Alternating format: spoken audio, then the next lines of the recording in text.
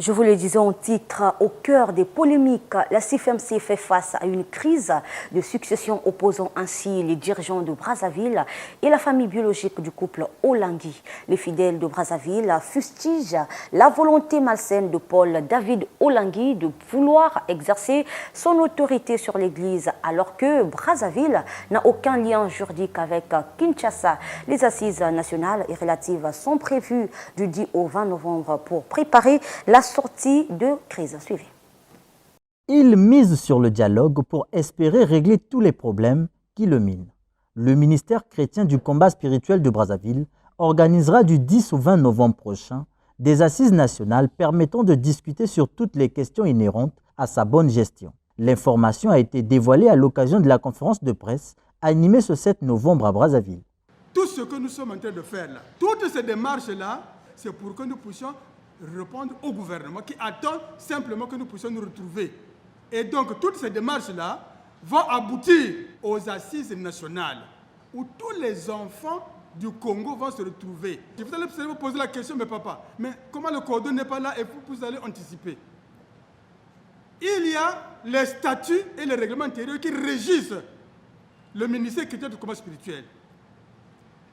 Les statuts, en leur articles 12 et 13, disent qu'en cas de défaillance de l'un de vous, les 2/3 de la coordination nationale peuvent se retrouver et engager la structure et organiser l'Assemblée générale. Et le règlement intérieur, toujours du ministère chrétien du combat spirituel, en son article 1, dit que l'Assemblée générale, le ministère peut siéger lorsque les 2/3 sont réunis. Confrontés à une crise de succession qui l'oppose aux enfants biologiques du couple Olengue, les fidèles de Brazzaville fustigent la volonté malsaine de Paul David Olengue de vouloir exercer son autorité sur l'Église alors que Brazzaville n'a aucun lien juridique avec Kinshasa. Joachim Kindara et Yvette Ruth Wenabala se sont servis de la jeunesse de cette Église pour montrer l'incompatibilité fondamentale de la capitale de la RDC de vouloir gérer celle du Congo.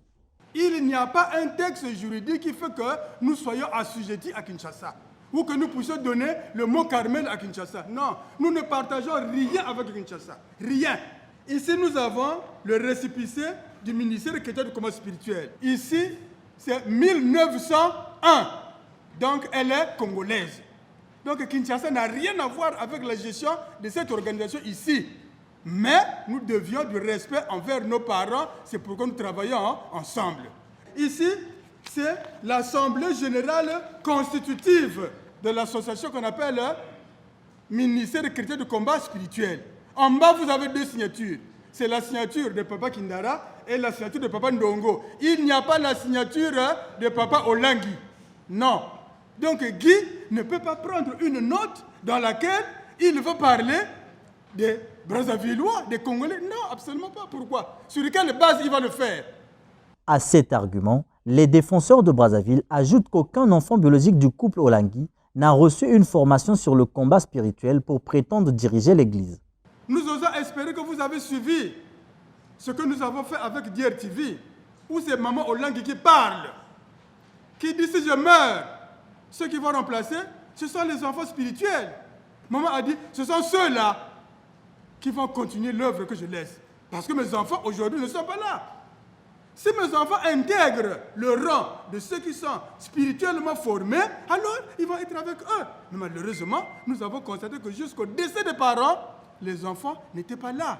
Déjà, ces fidèles dénoncent le pouvoir dictatorial de Kinshasa qui refuse de dialoguer, préférant le contrôle sans partage des finances, les nominations abusives et l'exclusion des dirigeants locaux dans la gestion administrative et patrimoine de l'Église. Ceci en complicité avec la coordination de Brazzaville qui n'a jamais été d'accord pour l'organisation de ce dialogue.